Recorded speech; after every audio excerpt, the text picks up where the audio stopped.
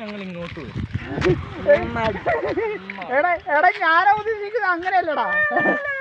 എടാ ഇവിടുന്ന് അങ്ങോട്ട് നിങ്ങൾ വിഷ്ണുണ്ട് എന്റെ എടുക്ക് വിഷ്ണുണ്ട്. എന്നിട്ട് ഇത് എനിക്ക് അയച്ചാ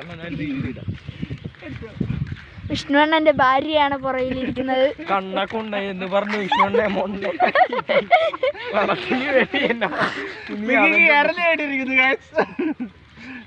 മാന്യമായിട്ട് കിട്ടിയിരിക്കുന്നു. ചുമ്മാ വിഷ്ണുണ്ണ ഭാര്യ എവിടാ? അനുവാണോ?